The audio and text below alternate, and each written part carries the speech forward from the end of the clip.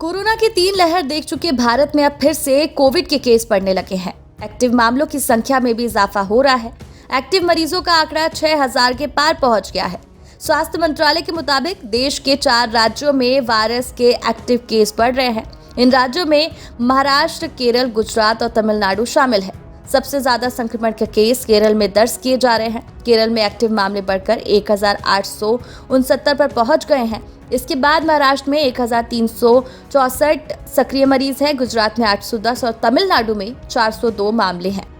इन चारों राज्यों में कोरोना का पॉजिटिविटी रेट भी बढ़ रहा है। इससे पहले कोविड की 3 लहरों के दौरान भी केस बढ़ने की शुरुआत महाराष्ट्र और केरल से ही होती है। ऐसे में लगातार बढ़ते मामलों को देखते हुए कोविड की नई लहर आने की आशंका भी जताई जा रही है। आइए जानते हैं इस बारे में एक्सपर्ट्स क्या कहते हैं। नई दिल्ली एम्स में क्रिटिकल केयर डिपार्टमेंट में प्रोफेसर डॉक्टर युद्धवीर सिंह बताते हैं कि इस मौसम में वायरस एक्टिव हो जाते हैं।